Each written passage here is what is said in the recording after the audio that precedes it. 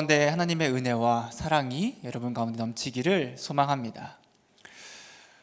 오늘 우리가 복음 회복하기 12번째 시간으로 갈대가 아닌 뿌리 깊은 나무가 되어라 라는 주제로 말씀 나누기를 원하는데요, 여러분, 변덕스럽고 작은 것에서 쉽게 흔들리는 사람들을 보면서 우리가 어떻게 이야기하냐면, 야, 저 사람 참 갈대 같다 라고 이야기합니다. 갈대란 어떤 거죠?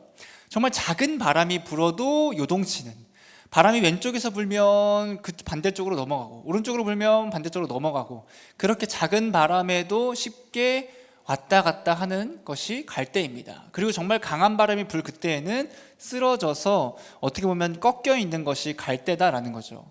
그와 반대된 이미지가 무엇이냐면 뿌리 깊은 나무입니다. 뿌리 깊은 나무. 여러분, 대나무 중에 모소대나무라는 대나무가 있거든요. 그냥 우리가 잘 알고 있는 길게 쭉 뻗은 그런 대나무인데, 이 모소대나무가 4년을 길러도 얼마큼 자라냐면 그 싹으로 3cm 정도만 자란다고 합니다. 4년 동안. 여러분들이 대나무를 이렇게 기르는 거예요. 근데 기르는데 물을 계속 주고 정말 물심양면 열심히 길렀는데 4년이라는 시간이 지났음에도 불구하고 그 대나무가 정말 3cm밖에 자라지 않는다면 여러분, 그거를 키우겠냐 하는 거죠. 근데 그럼에도 불구하고 포기하지 않고 그 대나무를 계속 키우잖아요. 그러면 5년째 되는 어느 날 갑자기 자라지 않는 것만 같던 그 대나무가 막 30cm씩 하루에 자란다고 합니다. 그래서 6주 만에 15m 높이의 울창한 대나무의 숲을 이룬다라고 해요.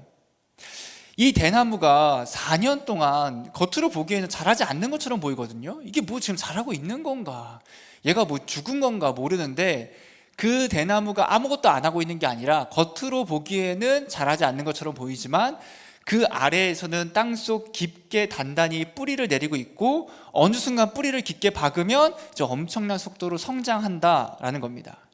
그러면 이러한 대나무는 어떻게 됩니까? 바람이 불면 흔들릴 수는 있지만 크게 요동치지 않는다는 거죠.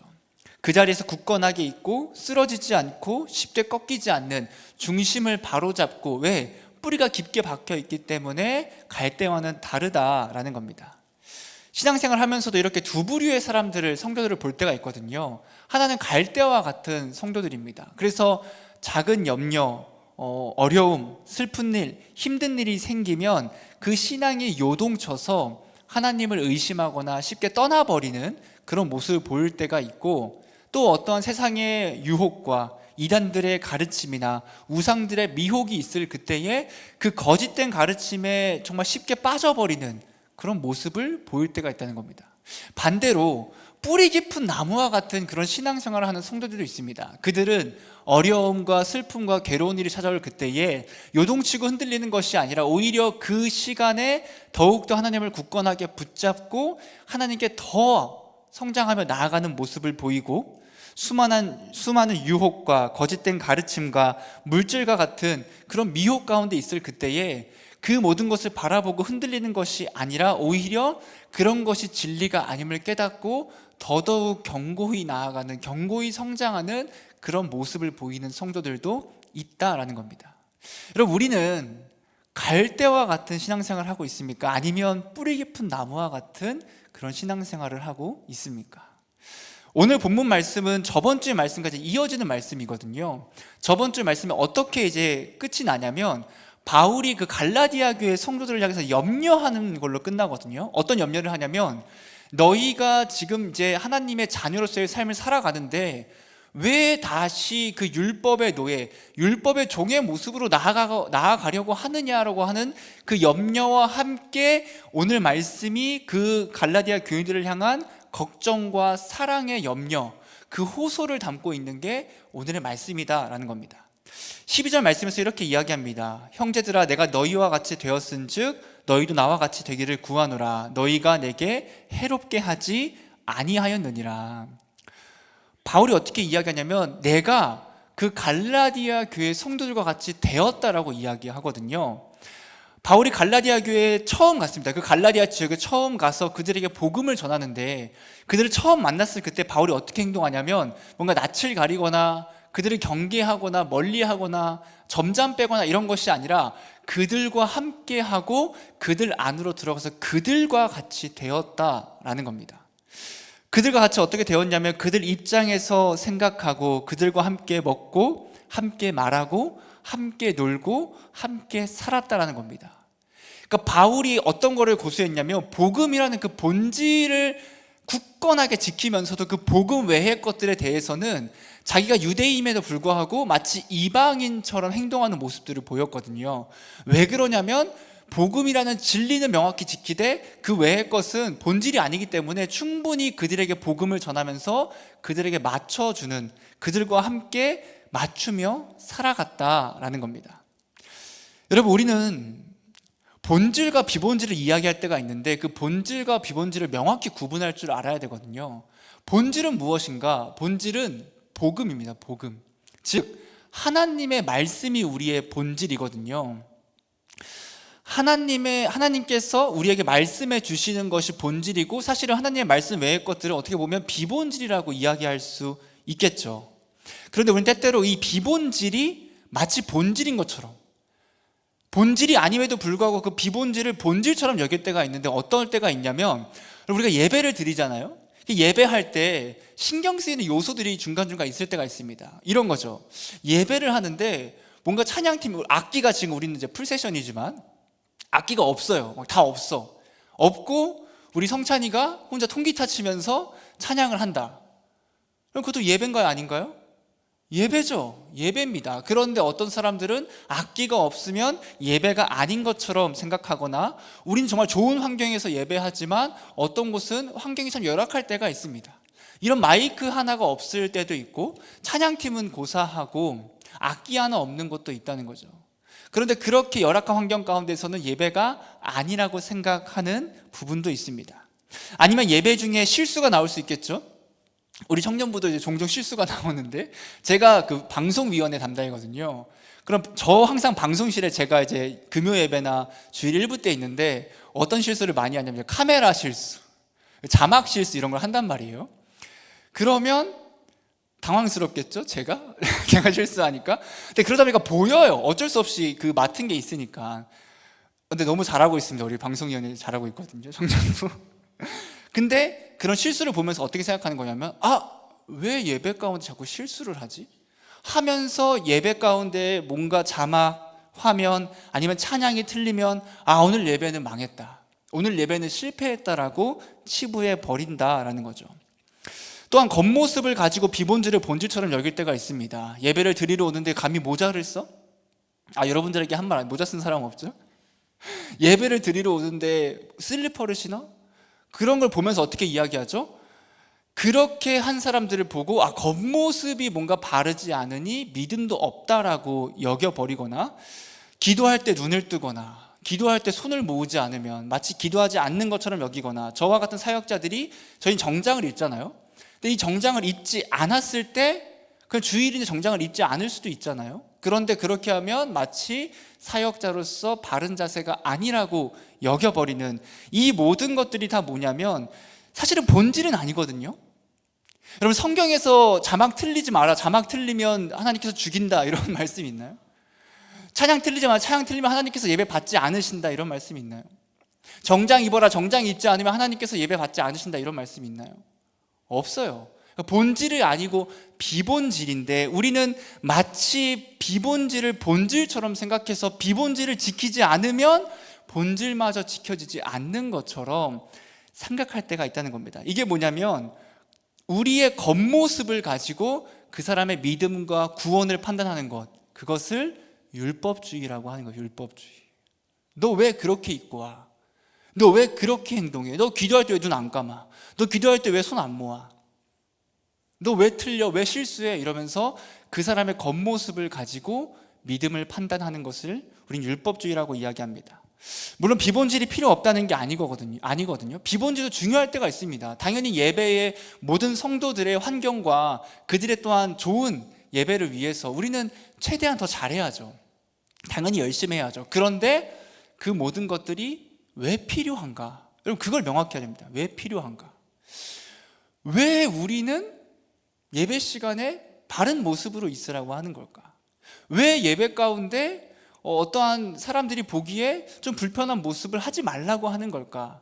그 이유는 한 가지거든요. 한 가지는 아니겠죠. 성경에서 말하는 명확한 이유 중에 하나는 무엇이냐면, 우리가 하는 말, 우리가 하는 모습들, 우리가 하는 그 모든 것들이 교회의 덕이 되는가, 교회의 유익이 되는가, 하나님이 보시기에 영광이 되는가, 그것을 기준으로 우리가 판단하면 됩니다. 하지만 그 무엇보다도 본질을 중요시한다는 거예요. 상대방에게 나를 맞추는 것이 아니라, 내 마음에 들지 않으면 그 사람이 잘못된 거라고 여기는 것이 아니라, 내가 그 사람에게 복음을 전하고 싶으면 내가 본질을 제외한, 즉 복음이라는 그 중심을 제외한 것은 때때로 상대방에게 맞춰주고 함께 해줄 수 있어야 한다라는 거죠. 지금 바울이 그런 모습을 보였다라는 거예요. 그리고 이어서 어떻게 이야기하냐면, 그렇기 때문에 너희도 나와 같이 되기를 원한다라고요. 내가 너희와 같이 되었고 너희도 나와 같이 되기를 원한다. 이 말은 어떤 거냐면, 갈라디아 교인들에게 나를 닮으라, 나 닮아라. 바울이 너희들이 날 닮았으면 좋겠다, 나를 본받았으면 좋겠다라고 하는 거거든요. 여러분 생각해 보세요. 여러분 누구에게 나를 본받으라고 하는 게 쉽습니까?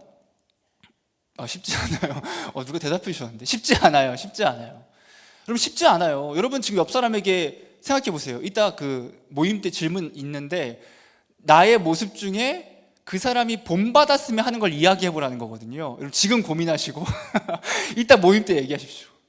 나의 이런 모습은 이 사람이 닮았으면 좋겠다. 여러분 그렇게 말하는 순간 어떻게 비춰지냐면, 저 교만한 것 저 교만한 것, 감히 너가 죄인인 너가 어떤 모습을 닮을 수 있냐라고 이야기하는 거죠.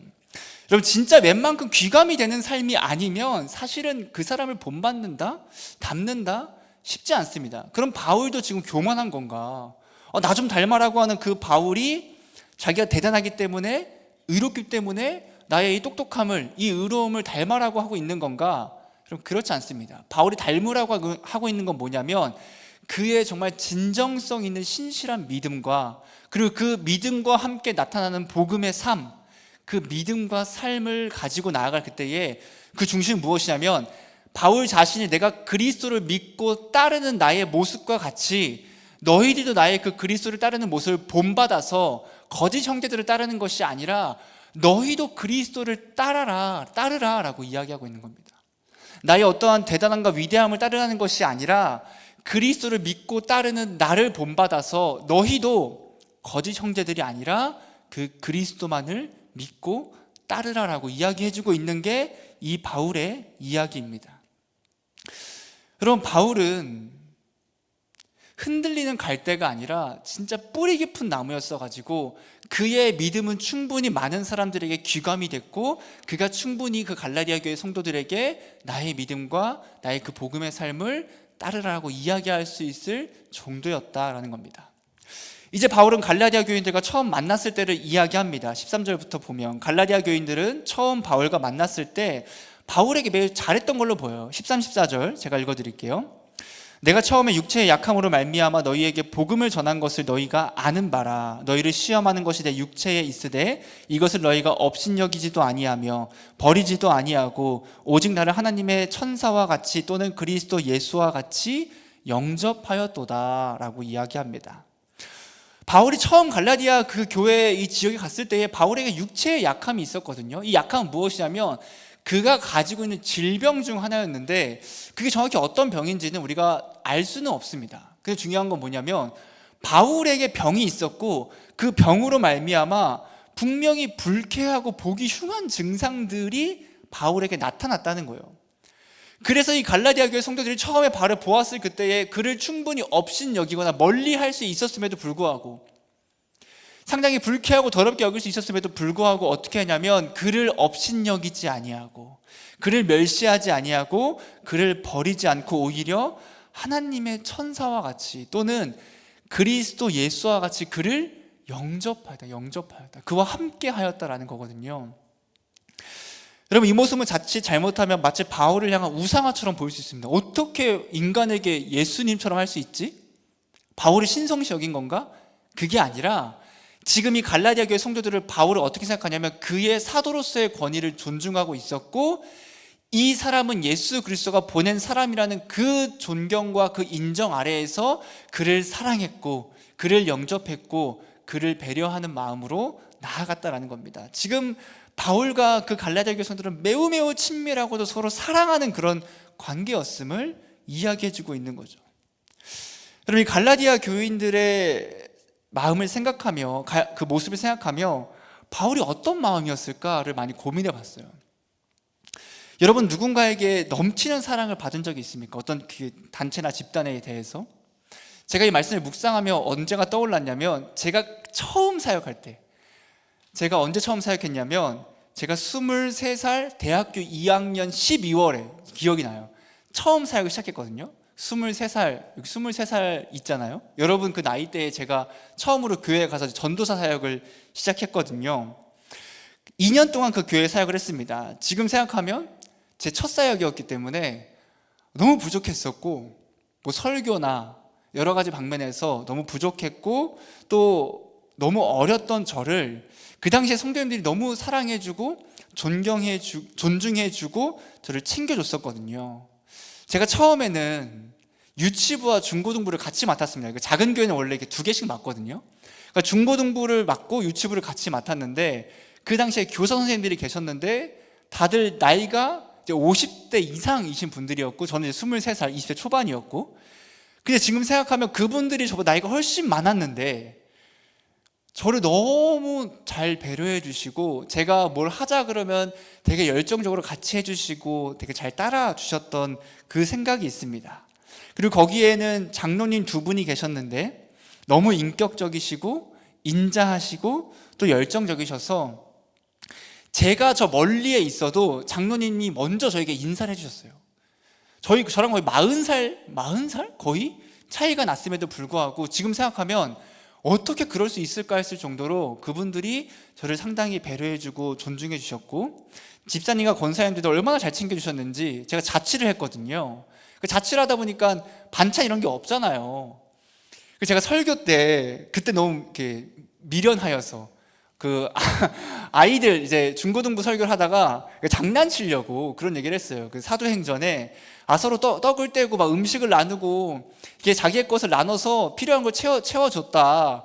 여러분, 저부터 좀 채우세요, 이런 말을 했었거든요. 제가 장난으로. 근데 그게 선생님들 귀에 이렇게 꽂히셨나 봐요. 그 주일에 갑자기 전화가 오셔서 나오라고 하셨는데 반찬을 이렇게. 제가 그때 이후로 설교를 내가 함부로 장난치면 안 되겠다. 성도들은 너무 이제 그 어른들은 제가 불쌍했겠죠. 그 어여쁜 마음으로 해주셨는데 반찬도 챙겨주셨고 과일도 주시고 막 겨울에는 김장도 해서 김치도 주시고 제가 정말 많은 사랑을 받았습니다. 그리고 마지막 2년 차에는 제가 그때 청년부를 처음으로 담당했는데 너무너무 행복했어요. 같이 예배도 드리고 같이 찬양팀도 하고 바이블 스터디도 하고 또 많이 놀러 다녔거든요. 뭐 여름에 막 계곡 가고 같이 카페도 가고 막 놀러 다니면서 많은 정을 쌓고 그런 사랑을 쌓았습니다. 그리고 시간이 지나서 이제 마지막 때가 되어서 이제 마지막 나갈 날이 되었거든요. 마지막 주가 제가 이제 학교 때문에. 근데 그때 담임 목사님께서 감사하게도 고별 설교할 수 있는 시간을 주셔서 마지막 설교를 했는데 그때 제가 정말 펑펑 울었거든요. 펑펑. 거의 막 말을 못할 정도로. 왜 울었냐면 너무 감사했어가지고 그 성도들을 제가 너무너무 사랑해서 그들과 함께 했던 그 시간 너무 행복해서 저도 울고 그 당시에 성도분들도 함께 울고 그 받은 사랑이 제 가슴속에 지금도 잊혀지지가 않아요. 그때 그 기쁨이 아직도 제 마음에 그대로 있거든요. 바울의 마음이 이런 마음이 아니었을까 생각을 해봅니다. 그 갈라디아 교회를 향한 그 사랑이 바울에게 있어서 얼마나 컸을까 하는 거죠. 여러분, 저에게는 항상 마음 가운데 소원이 있습니다. 그게 어떤 거냐면 제가 어느 교회에 있든 간에 그렇게 너무 행복하고 나가는 그날에 펑펑 울 수 있는 그런 관계가 되었으면 좋겠다라는 마음이 있고, 여러분들과도 언젠가 이런 마음을 또 나누고 지금도 이렇게 하루하루 한 주 한 주 함께 하면서 그 사랑을 나누는 시간이 되는 걸로 믿고 있습니다. 여러분, 바울은 분명히 갈라디아 교회 성도들과 너무너무 사랑하고 친밀한 관계였는데 그럼에도 불구하고 지금 그건 과거고 지금 바울이 편지를 쓰고 있는 이 상황은 완전히 바뀌었습니다. 15절 말씀 우리 앞에 보고 한번 같이 읽어볼까요? 시작. 너희의 복이 지금 어디 있느냐?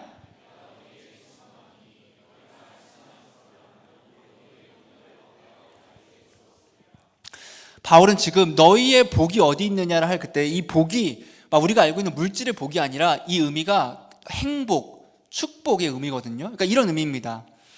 그때 나를 향한 그 축복과 사랑과 행복이 어디 갔냐 하는 거예요. 우리의 그 행복했던 그 너희가 나한테 그렇게 축복했던 그 모든 것들이 다 어디 갔냐, 다 사라졌다라는 거죠.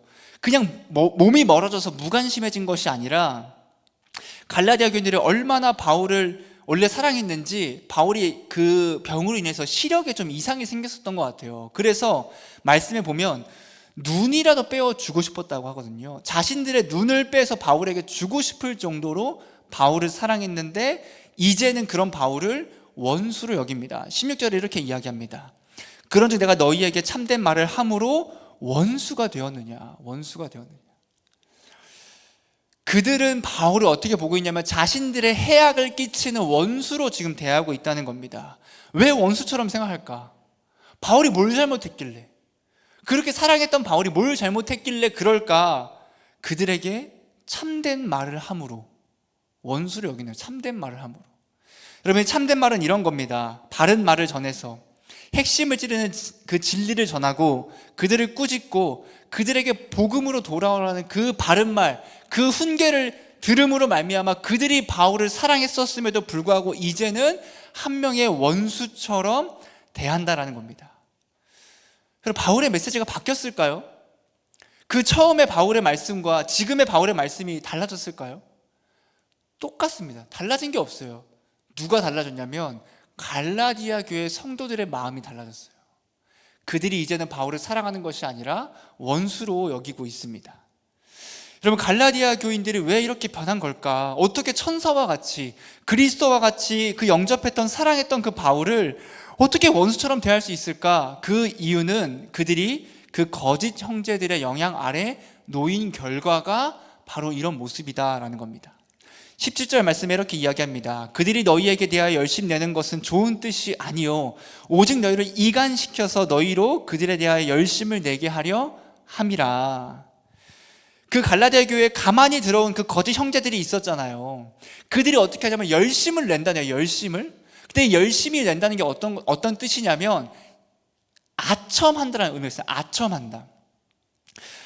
그들은 갈라디아 교인들에게 아첨을 합니다. 자신들의 거짓된 복음을 믿게 하기 위해서 위선적인 마음으로, 위선적인 모습으로 그들에게 좋은 모습만, 좋은 말만 전하려고 하고 거짓된 가르침을 전하고 그들과 친밀감을 형성했습니다. 그런데 이 거짓 형제들이 갈라디아 교인들에게 헌신적인 것처럼 보인 그 모습들은 다 가짜잖아요. 가짜. 다 거짓된 모습이었다라는 겁니다.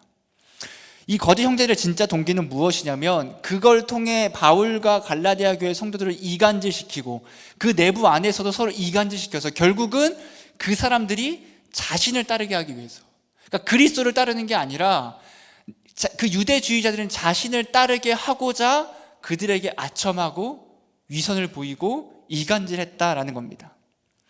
여러분, 거짓 형제들의 그 모습이 표면으로는 좋아 보이거든요. 거짓된 것을 위해 열심히 해서 문제일 뿐이다라는 거죠.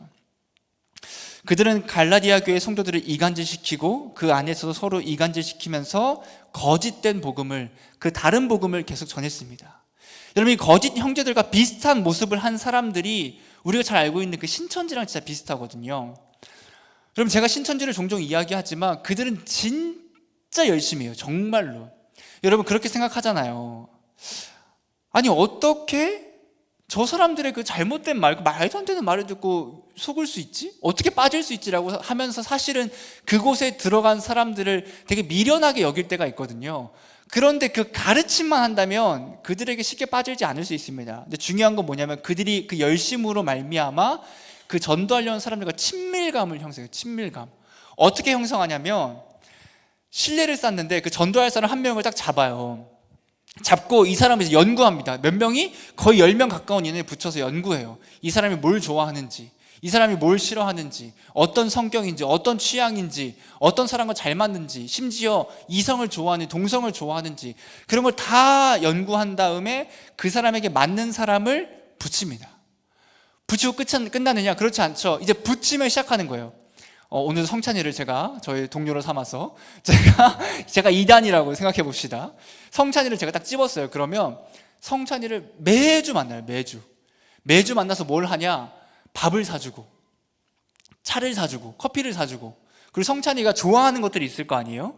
성찬이 야구를 좋아한다. 그럼 같이 야구를 보러 가고, 볼링을 치러 가고, 영화를 보러 가고, 이거를 몇 달 동안 계속 하는 거예요. 그러면서 뭔가 이제 서로 간의 관계가 좀 깊게 쌓였다. 그럼 그때 이제 우리가 뭔가 말씀을 함께 공부해 볼래? 이것도 제가 지금 너무 강하게 말하는 거예요. 야, 성찬아, 너 진짜 믿음 좋다. 너 매주 교회 가니? 이러면서, 야, 너는 성경도 되게 많이 읽겠다. 그럼 아니요, 저 성경 안 읽는데요. 이거 가짜. 이거는 없는 사람이에요. 제가 만들어낸 인물이어서. 성찬이 읽죠. 성찬이 읽지만, 저 안 읽는데요. 그래? 그러면 나랑 같이 미안하다. 나랑 같이 성경 읽어보지 않을래? 그러는 거예요. 성경이요? 내가 아는 곳이 있는데 거기가 되게 장소가 비어있고 뭐 아는 사람이 있는데 스터디 모임이 있어. 같이 하지 않을래?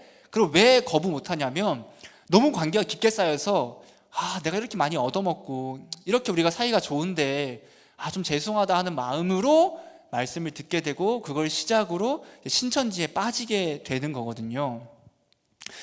여러분, 하지만 그들이 진짜 열심히 해요. 매주 본다니까요. 여러분 옆에 있는 사람 매주 볼 수 있어요? 매주 보고 매주 밥 사주고 매주 커피 사주고 우리 셀장들이 진짜 헌신하지만 매주 하긴 쉽지 않고 저도 마찬가지예요. 저도 200명 오지 힘든데 한 명 붙잡고 뭐 성찬이만 매주 만나서 매주 밥 사주고 매주 커피 사주고 제가 성찬 너무 사랑하지만 진짜 쉽지 않거든요. 근데 그게 그들의 열심이에요. 근데 왜 열심히 하느냐? 그 사람을 사랑해서 전도하려는 게 아니라 자신들의 종교로 끌어들여서 자기가 구원받기 위해서 열심히 하는 겁니다. 겉으로 보기엔 대단해 보이지만 그들의 동기 마음 자체가 거짓된 거다라는 거죠. 바울 당시에 있던 거짓 형제들도 이렇게 거짓으로 아첨하고 결국에는 그들을 사랑해서 한 게 아니라 그들을 자신의 그 유대주의로 이끌기 위해서 거짓된 모습을 보이고 있다는 겁니다. 여러분, 갈라디아 교인들이 왜 흔들렸을까?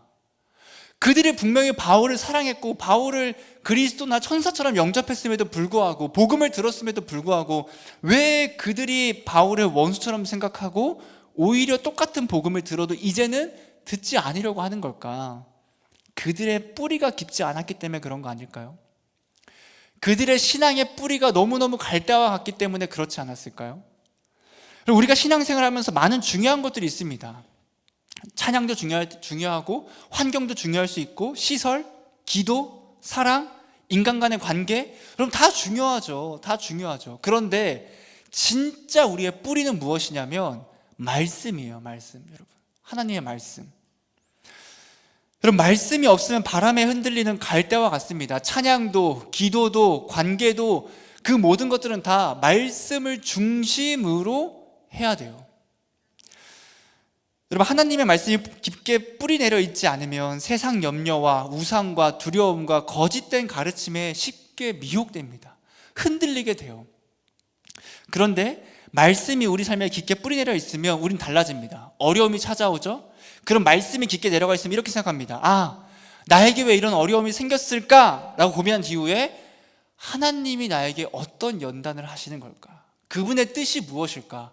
성경을 보니까 하나님이 다윗에게 방패고 피난처고 요새라고 말씀하시네. 나에게도 방패시오, 나에게도 피난처시오, 나에게도 요새이신 하나님, 나를 분명히 구원해 주실 거야. 분명히 지켜주실 거야. 힘들고 어려운 일이 생겼을 그때에, 세상에 수많은 물질과 염려가 생겼을 그때에 하나님은 나를 포기하지 않으실 거라는 그 말씀의 확신을 가지고 살아가고, 거짓된 가르침이 찾아올 그때에 이상함이 느껴지죠. 저거 아닌데?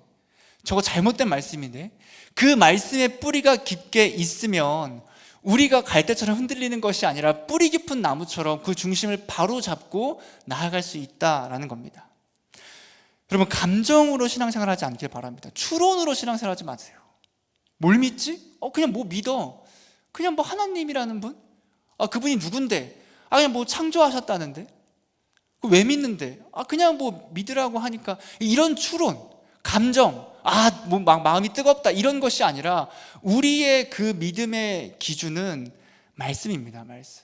하나님이 어떤 분인지, 왜 내가 그분을 믿어야 하는지, 내가 어떻게 살아가야 하는지 알아야 되고, 뭘 믿는지, 왜 믿는지, 어떻게 믿는지가 다 어디 나오냐면 내 감정과 내 생각이 아니라 하나님의 말씀에서 나오는 거예요. 하나님의 말씀에서. 저도 뭘 전하죠? 제가 그냥 제 생각 짜집기 해서 전하는 건가요? 아니에요. 전 그냥 하나님의 말씀을 전하는 거예요. 여러분, 하나님의 말씀을 바로 알아야 우리가 흔들리지 않습니다. 여러분, 말씀 듣는 것도 좋지만 듣고 또 개인적으로 묵상을 꼭 하시기 바랍니다. 하루에 한 장만이라도 하세요. 한 장만이라도. 괜히 많이 하려고 포기하지 마시고 하루에 한 장만 해야지 하고 한 장씩만이라도 꼭 묵상하시기를 바랍니다. 그래서 19절 20절 마지막에 보면 그 바울은 뿌리 깊지 않은 갈라디아 교인들에게 다시 한 번 더 그들에게 그리스도의 형상을 이루게 하기 위해서 어떻게 하냐면 내가 다시 한 번 더 그 해산하는 고통을 갖겠다라고 합니다. 그들을 다시 품고 성장시키고 온전하게 해서 그 해산과 같은 그 고통을 겪으면서까지 그들에게 다시 한 번 더 그 뿌리 깊은 나무로서의 모습을 회복시키고자 합니다. 바울은 사랑하는 갈라디아 교인들에게 다시 진리의 복음을 전하며 그들을 위해 고통을 감내하며 가르치고자 하는 그 마음을 전하고 있는 거죠. 여러분, 우리의 뿌리는 하나님의 말씀입니다. 말씀이 없으면, 복음이 없으면 여러분들이 신앙생활 하면서도 작은 그 바람 하나에도 쉽게 흔들릴 겁니다. 하지만 복음이 깊고 명확하게 있으면 우리는 뿌리 깊은 나무처럼 세상의 염려나 어려움과 두려움이 찾아와도 그 말씀을 중심으로 여러분들이 하나님을 의지하며 충분히 다 이겨낼 수 있으실 겁니다. 왜냐하면 하나님이 이겨내게 하시기 때문입니다. 우리 청년들이 많잖아요. 그러면 청년들이 많으니까 종종 여러분들은 모르겠지만 교회로 옮기는 청년도 있고 이제 오랫동안 나오지 않는 청년도 있습니다. 여러분, 그러면 제가 그러면 다 이제 이렇게 얘기를 듣고 임원들이 알려주고 셀장들이 전해주거든요. 그러면 제 마음이 어떨까 하는 겁니다. 한 200명 중에 한두 명 정도 빠질 수 있지라고 제가 생각할까요? 여러분, 그렇지 않습니다. 정말 많이 신경이 쓰이고 사실은 정말 많이 마음이 아프거든요. 뭔가 직장이나 학교나 시험 기간이나 세상적인 즐거움 때문에 하나님을 멀리하는 청년들도 많이 볼 때 그들이 흔들릴 수 있다고 생각합니다. 어려울 수 있다고 생각하지만 그럼에도 불구하고 제 마음에는 많은 걱정과 당연히 많은 안타까움이 있을 수밖에 없죠. 왜? 그런 고민합니다. 내가 너무 신경을 못 써줬나? 떠나는 청년들을 보면서 내가 뭔가 더 말씀을 더 잘 전했더라면, 더 신경 썼더라면, 더 뭔가 했더라면 그들이 그렇게 하지 않았을까? 라고 하는 수많은 생각이 머릿속에 들어요. 그 아픈 마음이 분명히 있거든요. 그런데 저도 이렇게 여러분들을 보면서 고민하고 걱정하고 마음이 아픈데 여러분, 바울은 어떻겠냐 하는 겁니다. 그런데 이 저와 바울보다 더 마음 아파하시는 분이 바로 하나님이세요. 하나님. 여러분, 하나님은 저랑 바울과 비교할 수 없을 만큼 여러분들과 저를 사랑하시고 그의 그 크신 사랑은 위대하시거든요. 우리를 위해 목숨을 바칠 정도로 사랑하셨으니까. 여러분, 하나님께서 우리를 사랑한다 하셨기 때문에 그렇게 하나님을 믿으며 여러분들이 열심히 신앙생활을 하다가 어느 순간 갑자기 하나님을 떠날 때 갑자기 그 신앙이 무너질 때 그때 하나님은 여러분들을 외면하고 나의 수억 인구 중에 한 명쯤 이게 아니라 하나님께서는 그 71명의 영혼을 보며 마음 아파하신다라는 겁니다. 안타까워하시고 슬퍼하신다 하는 거죠. 여러분, 그리고 우리에게 하나님께서 우리를 책망하지 않겠습니까? 너희가 이제는 그 에베소 교회처럼 처음 사랑을 버렸구나라고 슬퍼하심과 책망하심이 분명히 함께 있을 겁니다. 여러분, 우리가 하나님의 그 마음을 알아야 하고 중요한 건 뭐냐면 우리가 하나님을 떠날지언정 하나님은 우리를 떠나지 않으시고 영원히 우리를 붙잡는다는 그 사실을 잊지 마시고, 우리 청년들 가운데 혹시 흔들리는 청년들이 있습니까? 내 신앙이 흔들리고 내 믿음이 흔들리고 주님을 향한 마음이 흔들리고 내가 지금 믿는 것이 맞는지, 아니면 지금 신앙생활 하면서도 그 열정과 그 모든 것이 다 사그라져서 다 꺼져버려가지고 다 잿더미만 남은 그런 신앙생활을 하고 있는 청년들이 있다면 하나님을 붙잡고 그 말씀을 붙잡고 주님을 의지하며 나아가길 원합니다. 내 힘으로 억지로 이겨내려고 하지 말고 다시 그 하나님의 말씀을 붙잡고 다시 주님께 나아가서 그 신앙을, 그 믿음을 회복하고 우리가 함께 주님 안에서 하나님의 손을 붙잡고 그 말씀을 붙잡고 하나님과 그 동행하는 기쁨을 회복하는 그 기쁨으로 살아가는 우리 청년들이 되기를 주님의 이름으로 축복합니다. 말씀을 마치도록 하겠습니다. 찬양하도록 하겠습니다. 이게 습관이 돼가지고